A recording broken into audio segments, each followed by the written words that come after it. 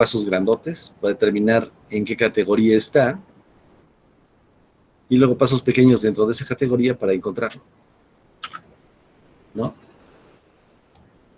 Pero fíjense, si X está en la iésima categoría de las T posibles, de las T menos 1, de las T posibles, ¿sí? Y es el jésimo elemento de la categoría, entonces ciertamente en buena onda lo puedo escribir así, ¿se dan cuenta? X es igual a T elementos de cada una de las I categorías previas que hay que pasar antes, más J elementos que hay que recorrer dentro de la categoría I para llegar a él. ¿Queda clara esta expresión?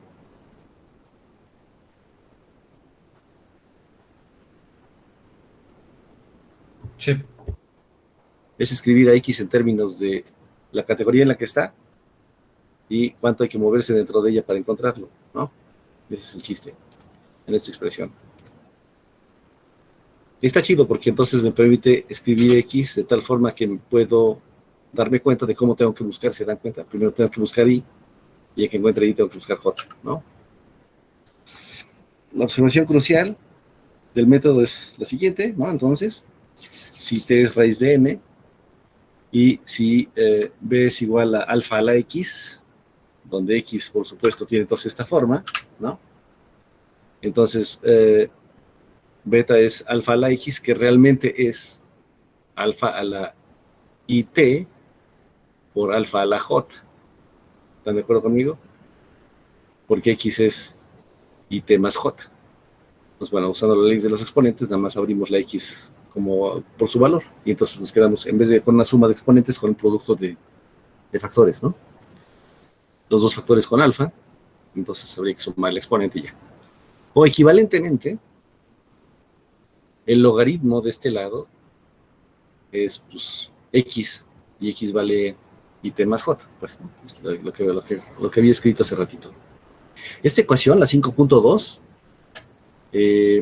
la puedo reescribir así, ¿no? Si yo quisiera encontrar la categoría donde está beta, donde está X, perdón, lo que tendría que hacer es decir que AJ es beta sobre, ¿no? Despejando, digamos, alfa J, alfa a la J, es beta sobre alfa a la IT, ¿no? Oye, permíteme tantito, porque es que esta notación estamos acostumbrados a usarla porque siempre trabajamos en los reales, pero aquí en buenísima onda esta no es una división normal en los reales, güey. Esta es beta multiplicado por el inverso multiplicativo de alfa a la IT. Así que este es como normalmente lo escribiríamos al despejarlo, a lo güey, en los reales, ¿no? Pero en buenísima onda no voy a hacer eso. Voy a escribir lo que significa despejarlo. Lo que significa despejarlo en un campo finito, en un grupo cíclico, es esto, ¿no? Multiplicar beta por el inverso multiplicativo de alfa a la IT, ¿no? Digamos, en una notación más seria. Nos vamos a quedar con esa expresión, con alfa a la J igual a beta a la menos I por T, ¿no? ¿Alguna pregunta hasta ahorita?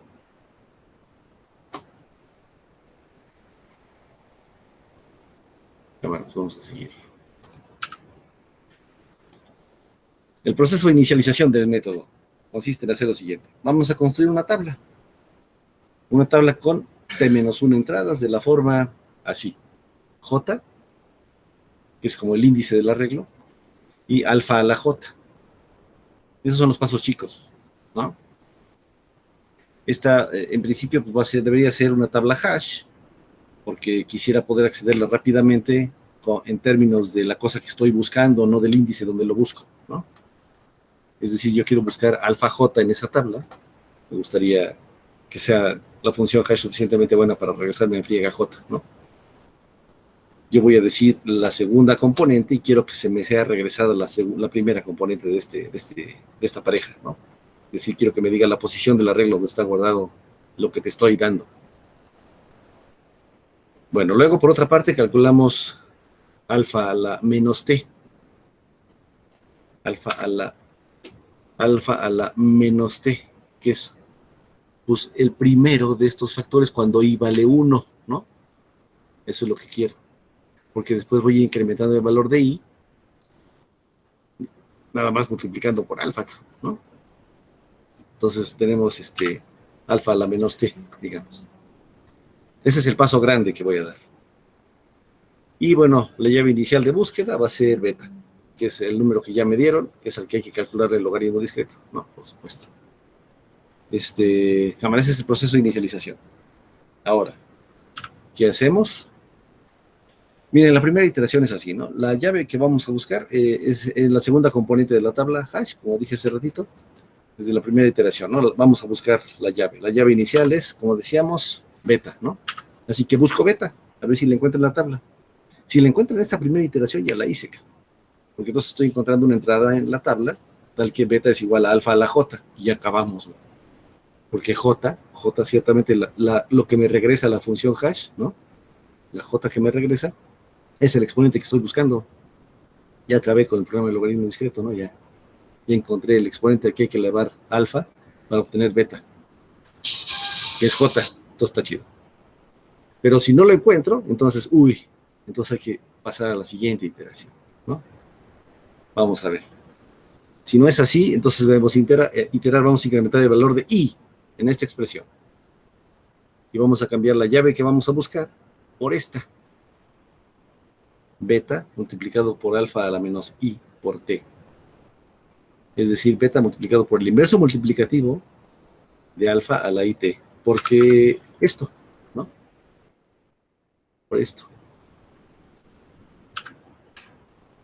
¿Cámara? Entonces esa es ahora la clave que vamos a buscar. Este es el algoritmo completo, ¿no?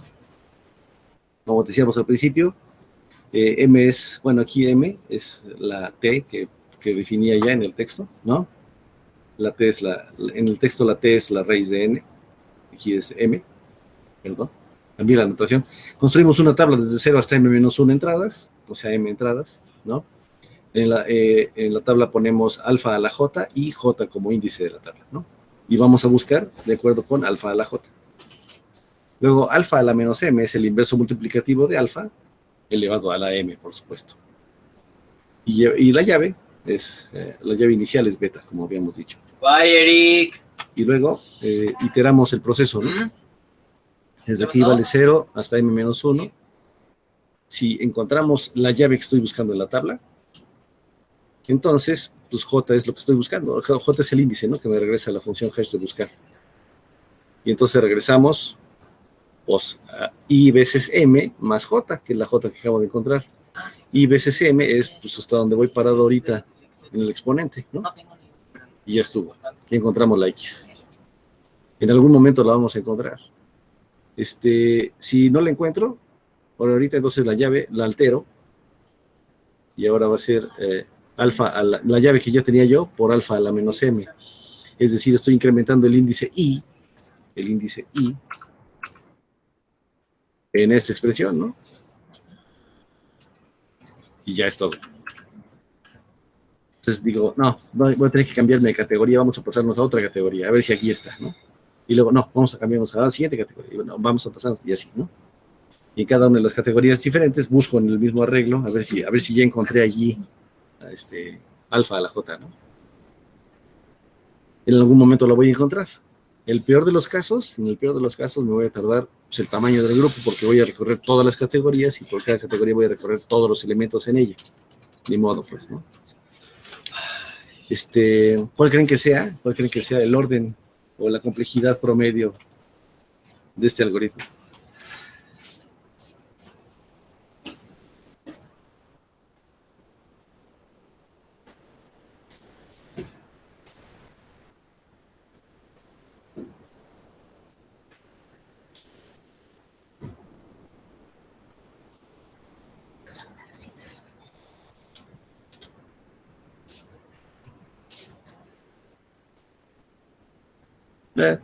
Más o menos es del orden de raíz de n. Del orden de raíz de n, y estamos pagando un precio que es en espacio. El precio que estamos pagando en espacio es del orden de raíz de n también, ¿no? Eso sí. Este fue el primer algoritmo que se les ocurrió para resolver el problema del logaritmo discreto, ¿no? Y funciona, por supuesto, y en promedio, pues por supuesto no se tarda el orden del grupo, ¿no? Sino que en general es como del orden de raíz de n. en efecto. Eh, pero bueno, ¿podríamos mejorarlo?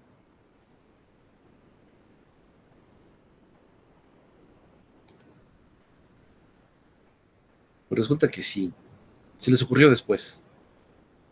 Mejorarlo de cierta manera, pues porque digamos que aquí la idea de los que lo mejoraron era, híjole, de todas maneras guardar un arreglote del tamaño raíz de n para un campo, para un grupo cíclico, para un campo finito muy grandote, está de la chingada, ¿no? Hay que pagar un precio muy alto en términos de memoria. Y pues por supuesto eso es algo que no se quería hacer en el pasado porque la memoria era muy cara y muy lenta, ¿no? Entonces dije, no, vamos a tratar de mejorar el algoritmo para no tener que pagar ese precio. Y lograron algo bien chido porque al final de cuentas terminaron con un algoritmo que es del orden de raíz de n, pero ya no se paga el precio, ya no se paga nada en términos de memoria, la cantidad de memoria permanece constante, ¿no? Eso está chido. El siguiente algoritmo es justamente hace eso, pero para comprenderlo necesitamos comprender un concepto previo que es el de colisión. Bueno, pero antes de eso, un ejemplito de ¿no? Vamos a ilustrar el de Baby Step, Giant Step con un ejemplo. Imagínense que tienen m igual a 127, ese es el tamaño del módulo que se están moviendo. Ese, por supuesto, es un campo finito, porque no solo es un grupo cíclico, es un campo finito además de todo, porque m, que es el tamaño del módulo, es un primo, 127, ¿no? Así que el orden máximo de un elemento en este grupo es 126, ¿no? ¿Se acuerdan de esta expresión que vimos la clase pasada? Ahorita se las enseño. Creo que es esta, no. Ajá, esta. Si T es una raíz primitiva en el grupo cíclico de orden M, ZM, entonces resulta que esta T, que es la raíz primitiva, que por cierto es otra manera de llamarle a un generador, el generador elevado a el orden del grupo menos 1 sobre 2 debe ser congruente con M menos 1 módulo M, ¿no? ¿Se acuerdan? Esa es, digamos, la característica que distingue a los generadores del grupo cíclico. Entonces acá, si nos fijamos en eso, hay que buscar a alguien que sea congruente con 63, ¿no? Congruente con 126, perdón, ¿no? Cuando lo elevamos a la esta. Entonces, un elemento primitivo, si lo elevamos a este exponente, termina siendo alguien congruente con m-1 módulo n, ¿no? Esa es la manera de encontrar un generador aquí. Por cierto, si damos el 6 resulta que es un generador, porque fíjense que 6 a la 63 es congruente con 126 módulo 127. Así que en efecto, ese es un generador, ¿no? ¿Cómo encontré el 6? Pues no sé, fui dando algunos números hacia lo güey hasta que encontré el 6, y el 6 resulta que es un generador, ya, me quedo con eso, ¿no? Ahora, calculando la raíz del módulo, la raíz de 127 es 12. Así que vamos a hacer una tabla como de 12 entradas, ¿no? El inverso de alfa, por otra parte, es alfa. ¿Quién era? Alfa era... ¿dónde está? Alfa es el 6, que es el generador. El inverso de alfa en Z 127 es el 106. Es decir, 106 por 6 es congruente con 1 módulo 127, ¿no? Entonces 106 es el inverso multiplicativo. Lo necesito porque necesito después calcular alfa a la menos t, ¿no? Que realmente es elevar a la t al 106. ¿Están de acuerdo conmigo? Bueno, entonces alfa a la menos t es elevar a la 12 el 106, y eso resulta ser el 94 módulo 127, ¿no? Ya tengo todos los elementos que necesito. Vamos a suponer que queremos encontrar el logaritmo discreto de, este es mi problema, el problema que me plantean, encuéntrate el logaritmo discreto del 25. Entonces, a ver, ¿qué es lo que sabemos? Sabemos que vamos a trabajar en Z127. Ese es el tamaño del módulo 127. Sabemos que el generador es 6, ¿no? y sabemos que queremos encontrar a qué número hay que elevar el 6 para obtener 25. Ese es el problema que nos plantean, ¿no? Ahora, usando el Baby Step Giant Step, ¿qué hacemos? Ahí, pues me equivoqué de ventana. La tabla. La tabla desde J, dije J vale 0 y hasta que vale 11, ¿no? Es una tabla de 2 entradas que ya habíamos, cuyo tamaño habíamos determinado por acá, ¿no? Ponemos para toda J, ¿cuánto vale alfa a la J? No, alfa es el 6, el generador a la 0 es 1, el generador a la 1 es 6, el generador al cuadrado es 36, a la 3 es 89, etcétera, etcétera, etcétera. Módulo 127. Así que después del 9, pum, ¿no? Nos regresamos y quedamos en 79 y 93. Son las dos últimas entradas, ¿no? Cámara. Vamos ahora a ejecutar el procedimiento o el algoritmo de Baby Step Giant Step. Iteración número 1, bueno, número 0, ¿no? I igual a 0. Buscamos en el segundo renglón de la tabla, eso lo haríamos oficialmente con la función hash, al 25, porque el 25 es beta, que es al güey al que le queremos calcular el logaritmo discreto. ¿Hay un 25 aquí? No, güey. Chale. La primera iteración fue un fracaso. Tenemos que hacer la segunda iteración. Y vale 1 entonces. Y calculamos beta por alfa a la menos t, ¿no? Que resulta ser, pues, beta, que es alfa, es 25, por alfa a la menos t, que es 94, ¿no? Y eso es, por cierto, 64 módulo 127. Ah, cámara, entonces ahora hay que buscar el 64. Encontramos el 64 en el segundo renglón de la tabla. No, güey. Cámara, la segunda iteración fue un fracaso, con i igual a 1. Pasamos a i igual a 2. Para i igual a 2, entonces calculamos esto otra vez. Beta por alfa, ahora a la menos 2 veces t, ¿no? La iteración inicial era a la menos 1 vez t, y que es a la menos 2 veces t. Eso es 25 por, ya sabíamos quién era alfa a la menos t era 94, así que ahora es 94 al cuadrado, módulo 127. Ese resulta ser el 47. 47 está en la tabla. Sí, güey. En la entrada 6. Cámara. Así que está en la posición J igual a 6. El valor regresado por el algoritmo sería entonces, ¿en qué iteración estaba yo? ¿En qué categoría estaba yo parado? En la categoría 2, ¿no? De tamaño 12, cada una de ellas. Así que hay 2 por 12 elementos antes del que me quedé parado. Y luego dentro de esa categoría me desplacé 6 lugares.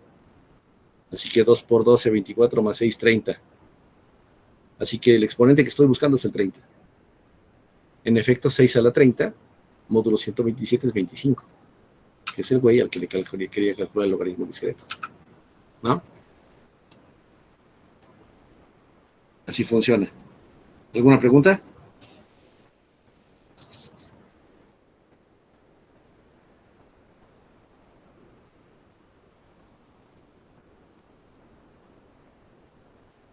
Está chidín, ¿no? Digamos, uno busca primero en qué categoría está, basándonos en que calculamos solo una categoría en la tabla. Una fregonería, ¿no? Pues vemos cómo habría que hacerle para calcular en qué categoría, ¿no? Con los pasos grandes. Ya que llegamos al paso grande que nos toca, pues, ya nomás nos fijamos en cuánto tuvimos que avanzar para llegar al elemento que queremos, ¿no? Cada categoría es una iteración, en efecto. Cada vez que iteramos, nos movemos de categoría. Chicheñoles, ¿no? Y luego dentro de cada categoría, pues nos fijamos en los elementos que están en ella. Que resultan ser, por supuesto, por los mismos, ¿no? Sí, siempre. Ahora. Porque el 25 es, dice José de Jesús. Tocayo, completo, José de Jesús. Buscamos el 25 en la primera iteración porque es a 25 al que queremos calcular la raíz, al que queremos calcular el logaritmo discreto, ¿no? Entonces, como es 25 es nuestra beta y es a ese güey al que le queremos encontrar, ¿no? Queremos encontrar la X tal que podamos obtener beta. Queremos calcular el logaritmo discreto a beta. Por eso es que es ese güey al que buscamos.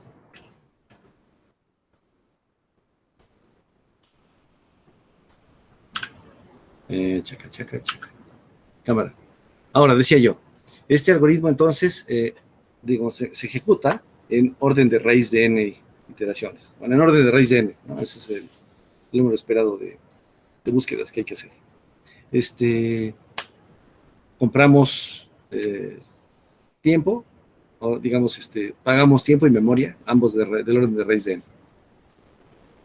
El siguiente algoritmo, que nos permite resolver el problema del logaritmo discreto, hace algo similar, digamos, o digamos, tiene una complejidad similar, solo que ya no paga memoria. Para lograrlo, lo que hace es buscar una manera alternativa de encontrar el exponente. Queremos encontrar, recordemos, ¿no?, la X en esta expresión. Beta igual a alfa a la X módulo n. Nos dan de entrada a n, a alfa y a beta. Y nos dicen, encuéntrate el logaritmo discreto de beta, ¿no? Ahora, ese es el problema que tenemos. Y esto se puede resolver también, de otra manera, buscando una colisión así como esta, miren. Me fijo en el valor de alfa, que ya tengo, porque es el generador, o esperemos que sea un generador, ¿no? Y tenemos el valor de beta, que es el güey al que le quiero calcular el logaritmo discreto. También tenemos el valor de n, que es el tamaño del módulo que me dieron. Si yo busco una expresión así, donde colisionen los valores de producto de alfa a la algo y beta a la algo, ¿no? Entonces resolví el problema. ¿Por qué? Porque si encuentro una expresión así, donde colisionen los productos de alfa y beta elevadas a diferentes potencias, tengo esto. ¿Cuánto se supone que debe valer beta? Dice aquí, beta debe valer alfa a la X. ¿Están de acuerdo? Bueno. Entonces, en esta expresión, alfa a la I1 por beta a la J1, si yo reemplazo el valor de beta por lo que vale, que es alfa a la X, tendría alfa a la I1 por alfa a la X, que es beta, elevado a la J1, ¿no? Por cierto. Entonces es alfa a la I1 más X veces J1, ¿no? Nada más juntando los exponentes, sumándolos. Eso es lo mismo que, por cierto, aquí dijimos que habíamos encontrado una colisión, ¿no? Alfa a la I2 por beta a la J2. Así que eso debería ser lo mismo que alfa a la I1 por beta a la J2, a la I2, perdón, por beta a la J2, módulo. Haciendo lo mismo aquí, reemplazando la beta por lo que vale, que es alfa a la X, tenemos que eso debería ser alfa a la I2 por X a la J2. Alfa por X a la J2, ¿no? Es decir, esto de acá. Fíjense, tenemos que alfa a la I1 más X veces J1 debe ser alfa a la I2 más X veces J2. O sea que los exponentes son iguales, ¿no? I1 más X veces J1 debe ser igual que I2 más X veces J2. Podemos despejar la X, güey. Que por cierto, está chido porque la X es, en buenísima onda, el exponente que estoy buscando. Es el logaritmo discreto, ¿no? Así que si de aquí despejamos la X, tenemos que X vale I2 menos I1 entre J1 menos J2. ¿Están de acuerdo conmigo? Está chidí porque me da una manera alternativa de resolver el problema del logaritmo discreto encontrando una colisión. Cuando encuentro una colisión, utilizo los exponentes de la colisión, ¿no?, para poder calcular el valor de X, que es el logaritmo discreto que estoy buscando. ¿Alguna pregunta?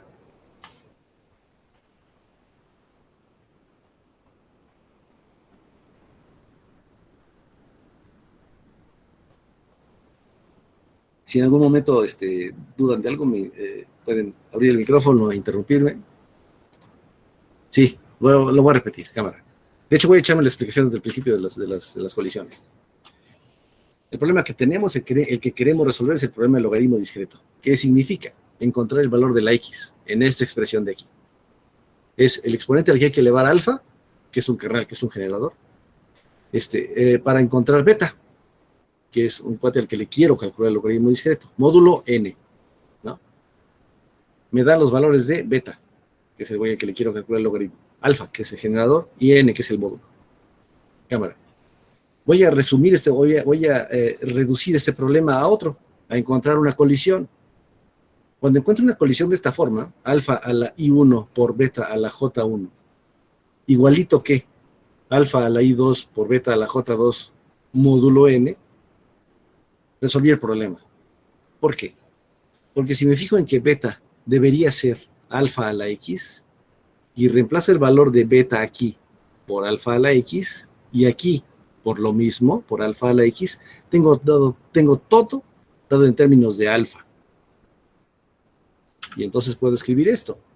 Alfa a la I1 más X veces J1 igual a alfa a la I2 más X veces J2. Tengo del lado izquierdo una expresión que tiene alfa a la un exponente igualado con alfa a la otro exponente, que resulta, por cierto, ser el mismo, solo que escrito de diferente manera, ¿no? Y entonces, bueno, como ya tengo eso, puedo igualar los exponentes y despejar el valor de la X, ¿no? Permítanme un tantito. Tengo aquí un ruido extraño.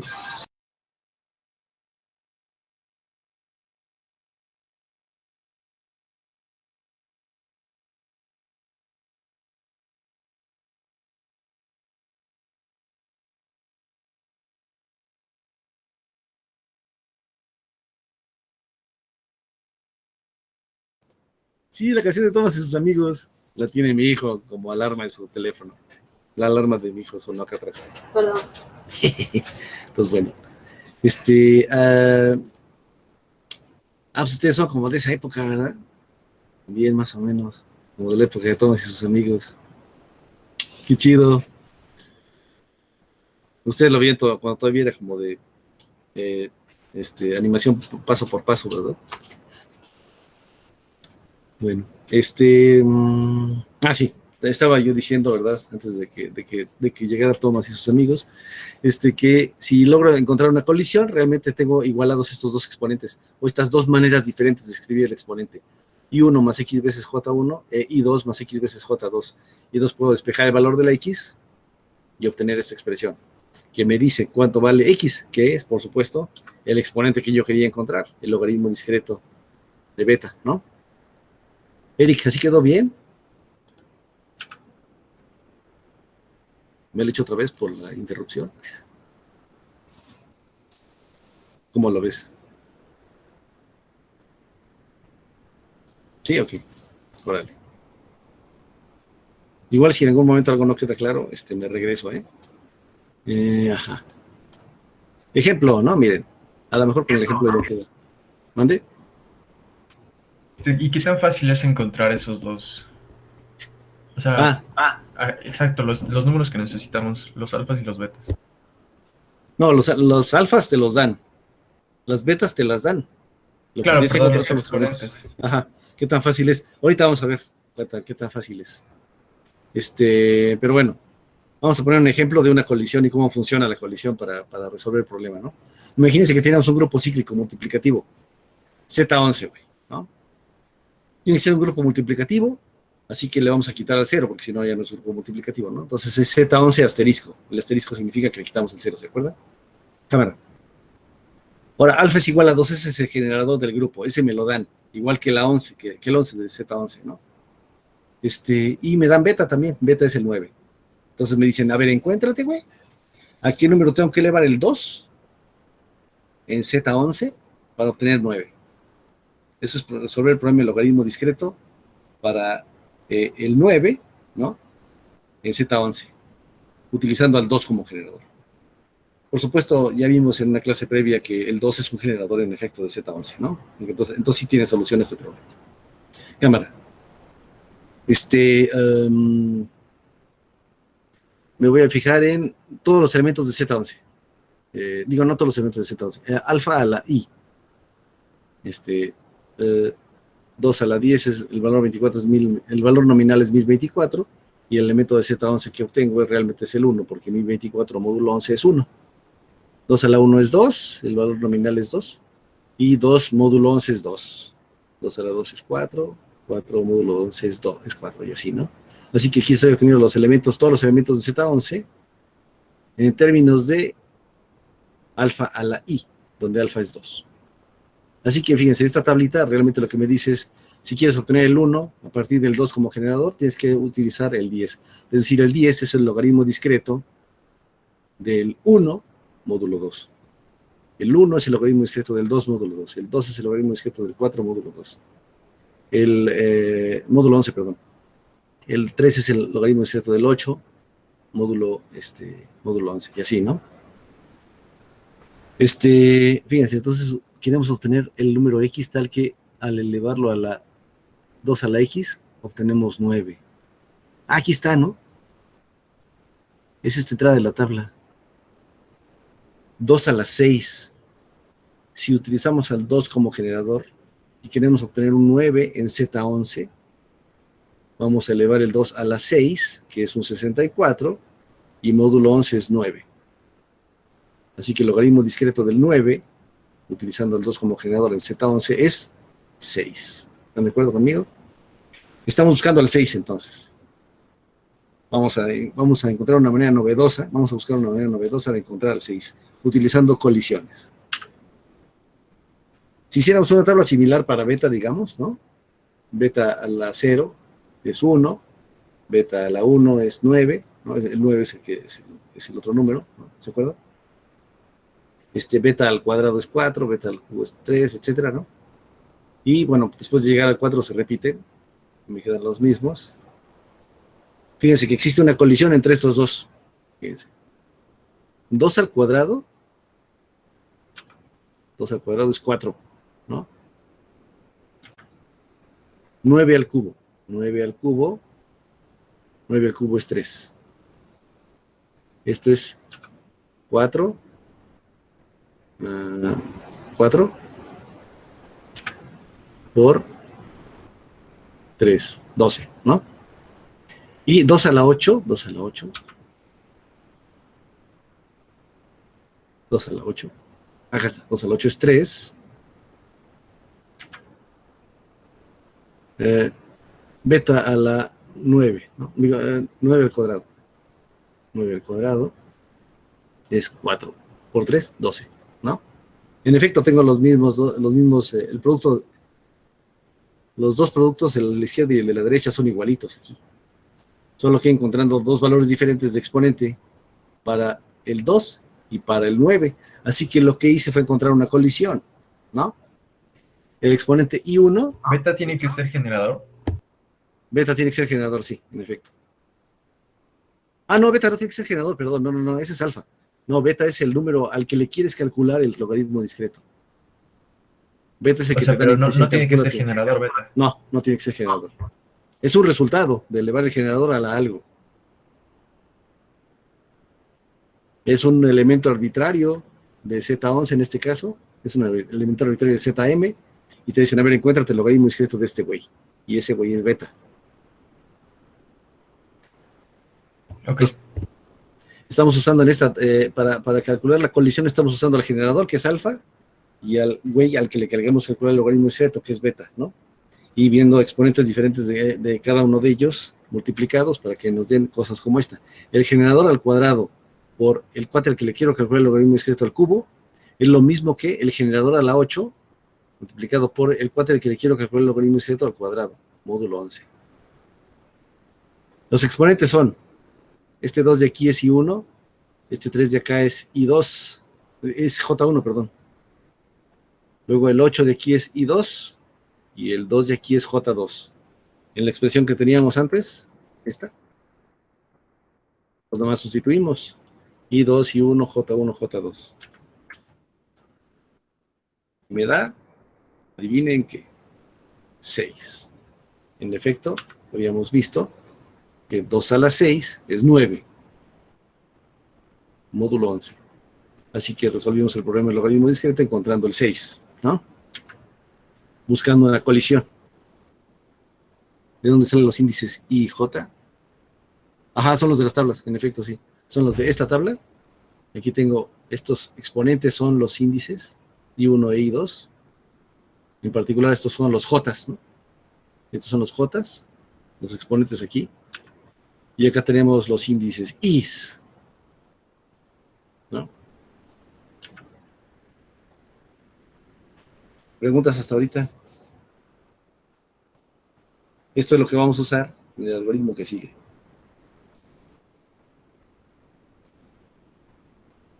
El algoritmo que sigue va a buscar colisiones. Ahorita les dimos una colisión, o sea, buscamos la colisión a mano, pues, ¿no? Entre la alfa a la algo y beta a la algo, y encontramos que 3 por 4 es lo mismo que 4 por 3, ¿no? Y punto. Eso fue lo que hicimos. El algoritmo que sigue se llama la Rho de Pollard. Vamos a suponer que estamos en un grupo cíclico finito. Es un grupo cíclico y es finito. Pues si hago una caminata larga por él, es finito, güey. Y te estás moviendo módulo alguien, güey. Entonces, si es una caminata larga, así a lo güey, en algún momento te cuentas que estás regresando a un lugar por el que ya pasaste, güey. ¿No? Por supuesto. Porque se te acabaron los elementos y te regresaste módulo alguien. Entonces luego estás así, ay, ¿por qué ya había pasado, güey? ¿No? Por supuesto. Nos reencontramos a alguien por el que ya habíamos pasado. Vamos a usar eso para encontrar colisiones. El algoritmo de la Rho de Pollard va a ser lo siguiente, va a definir como una carrera entre dos elementos, ¿no? Nos vamos a parar en un lugar y vamos a decir, vamos a fijarnos en la órbita de este güey. Y entonces se echa a correr, ¿no? A un cierto tamaño de paso. Por cierto, este algoritmo se llama Rho, porque fíjense en la forma que tiene la Rho, ¿no? Empiezo aquí, el grupo se acaba en algún momento, así que en algún momento regreso a un elemento por el que ya pasé, y como es un grupo cíclico, voy a estar dando vueltas alrededor de ese cacho, ¿no? A lo mejor empiezo fuera del grupo cíclico, pero acabo, bueno, fuera de ese subgrupo cíclico, pero acabo dándole vueltas. Lo peor que puede pasar en la Rho es que no sea una Rho, sino que sea una O completa, ¿no? Sí, al que se le ocurrió el nombre, sí, pues Apolo. ¿No? Es por la forma de la Rho, digamos, ¿no? Que nos interesa. Entonces, bueno, de hecho, la idea es que empezamos a lo mejor fuera de un subgrupo cíclico, pero acabamos dentro de un subgrupo cíclico dando vueltas, ¿no? Y bueno, si hago una carrera entre dos cuates, uno que va hecho la duro y uno que va más despacito, voy a buscar colisiones viendo a ver en qué momento, ¿no? En qué momento uno rebasa al otro, uno alcanzó al otro, ¿no? Si tengo a dos coches de carreras dando vueltas en un circuito a diferente velocidad, en algún momento ¡puc!, se cruzan, ¿no? ¿Qué es lo que pasa frecuentemente en las carreras de automóviles? Luego uno dice, ay, sí, voy adelante. Ah, no, en quinto lugar, güey. Es que va a dos vueltas atrasadas, ¿no? Así, algo como eso es lo que yo quiero. Encontrar dónde se encuentran dos carreras, ¿no? Vamos a dividir el grupo cíclico G de orden N en 3 subconjuntos ajenos. No importa mucho cómo los dividamos, siempre y cuando sea lo más equitativo posible. Y sea rápido de saber en qué categoría estamos, así de, amigo, ¿dónde estás? Ah, estoy en tal, ¿no? Es que la pregunta de en qué subconjunto estás sea rápido de responder. 3 subconjuntos ajenos, G1, G2 y G3, ¿no? De tal forma que la unión de todos sea G, ¿no? Y la intersección de cualesquiera dos de ellos sea el vacío. O sea que son ajenos, es una partición, ¿no? Esa es la definición de partición. Una alternativa fácil para saber en qué conjunto estás, ¿no? Pues agarramos como son los elementos de un grupo finito, de un grupo cíclico finito, los enteros módulo no sé quién, por ejemplo, ¿no? Si nos fijamos en el número en el que estamos parados, módulo 3, rápidamente sabemos en qué categoría estamos, ¿no? Y dividimos entonces el conjunto en todos los que son congruentes con 0, los que son congruentes con 1 y los que son congruentes con 2, ¿no? Y ya. Rápido. Ahora, a partir de un elemento inicial X0, vamos a generar entonces una caminata. Así, ¿no? La caminata es así. El paso siguiente de donde estoy ahorita, le voy a llamar XY más 1, ¿no? A partir del lugar donde estoy ahorita, que es XY, lo voy a calcular así. El lugar a donde voy, en función del lugar donde estoy, es beta, es el güey al que le queremos calcular el logaritmo discreto, multiplicado por el lugar donde estoy, si estoy en la categoría G0. Los güeyes que son congruentes con 0, por ejemplo, ¿no? Luego, X, el paso siguiente, ¿no? En términos del lugar donde estoy, si estoy en la categoría G1, ahorita explico esto de acá, es pues, donde estás parado elevado al cuadrado, ¿no? Y el lugar donde voy a estar, en función de dónde estoy, en términos del generador alfa, es alfa veces X1, ¿no? Si estoy en la categoría 2. Ahorita explico esto de acá. Sí, eso lo que hay que explicar despuesito de donde dice G1 y de donde dice G2 es lo siguiente. Imagínense que estoy que caigo en el 1 y que el 1 lo definí que estaba en la categoría G1. Si el 1 está en la categoría G1 y caigo en él, lo que dice aquí es que lo eleve al cuadrado. 1 al cuadrado es, puta, es 1.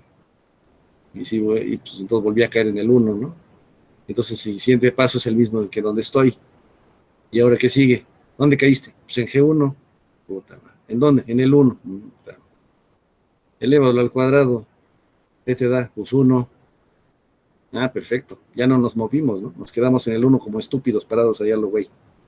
Así que no voy a poner al 1 en la categoría G1 porque hay que elevar al cuadrado nada más. Lo voy a mover a la categoría G2, a la goma, ¿no? Oye, pero queda feo. Me vale gorro. ¿No? Quitamos al 1 de G1 porque si no ya no nos vamos a mover cuando caigamos en él. Nomás por eso. ¿Queda claro esto?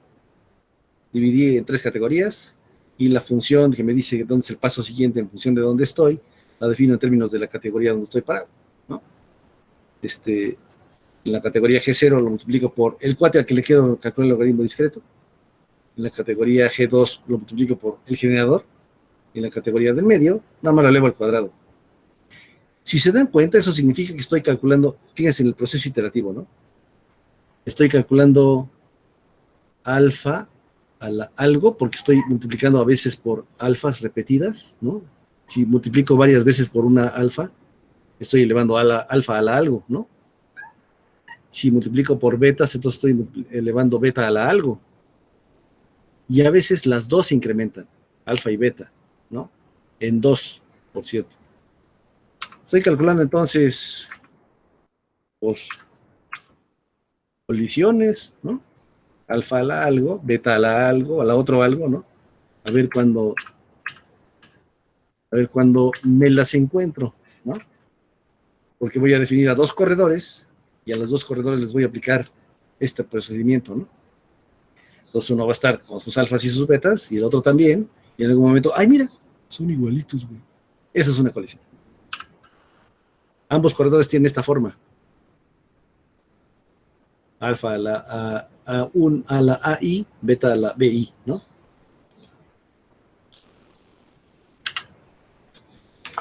Cuando caemos en G2, incrementamos el exponente de BI, ¿no? Cuando caemos en G2, incrementamos el exponente de ¿no? El BI, que es el exponente de la beta. Cuando caemos en G1, en G0, perdón, incrementamos el exponente de la alfa. Es decir, AI, perdón. Y cuando caemos en la categoría G1, que es la categoría de en medio, los dos los elevamos los dos los multiplicamos por 2, ¿no? Entonces, bueno, esto es lo que ocurre. El exponente que sigue en las alfas, si caigo en la categoría G0, es el mismo, güey, que tenías antes. Si caes en la categoría G1, lo multiplicas por 2, porque elevas al cuadrado.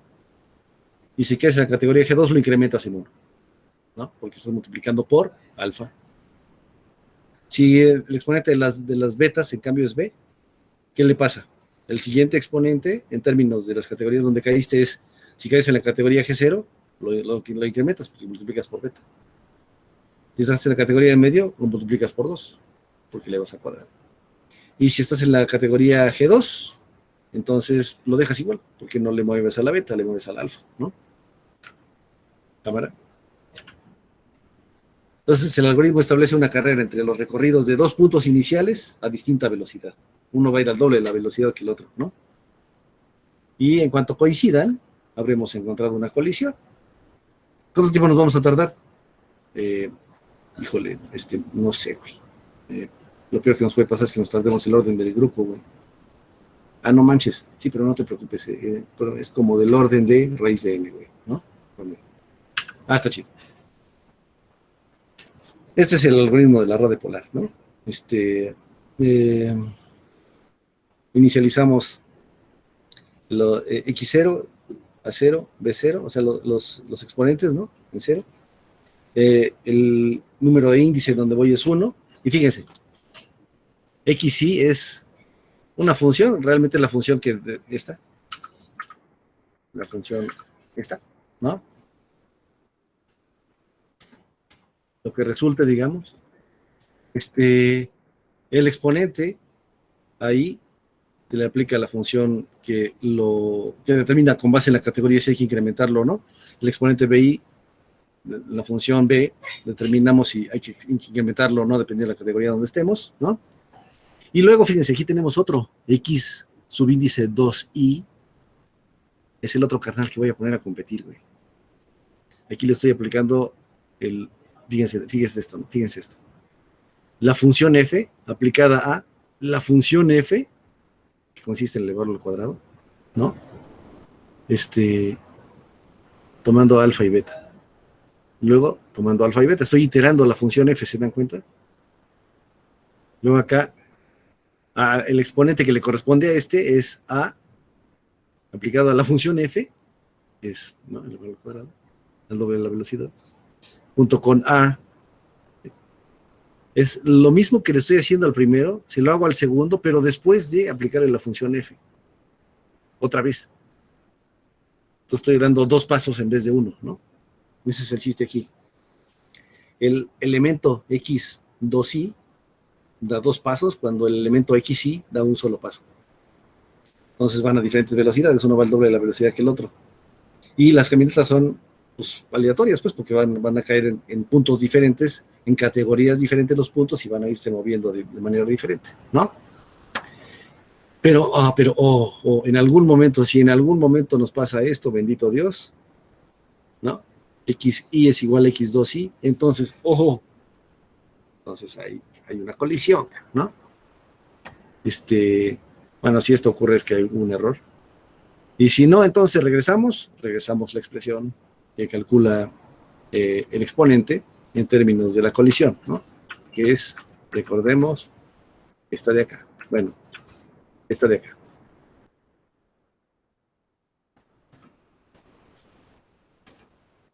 Los exponentes de las alfas entre los exponentes de las betas, ¿no?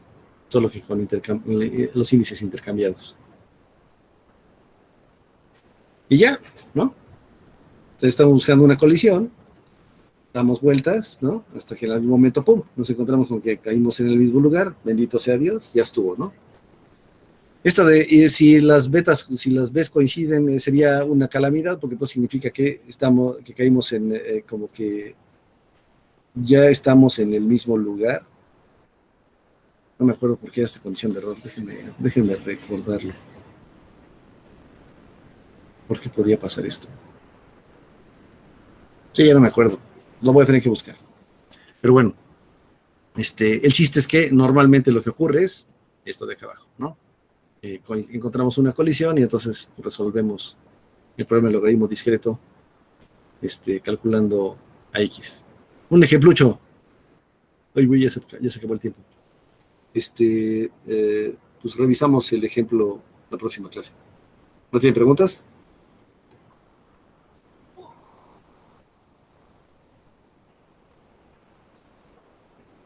Bueno, pues perdón por haberme pasado. ¿Mande? Pero entonces la complejidad de esto de polar puede tardarse como todo el campo. Sí, igual que la otra, igual que Giant Step, Baby Step, ¿no? Es lo mismo. La complejidad máxima siempre es el tamaño del espacio completo de búsqueda, en ambos casos. No es lo común, pero sí. Es del orden de raíz de n.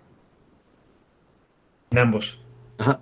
Ambos algoritmos, el tiempo es lo mismo, solo que el de Baby Step, Giant Step, el costo en memoria también es del orden de raíz de n y aquí no. Aquí es de orden constante, la memoria que usamos. Entonces es un algoritmo mejor.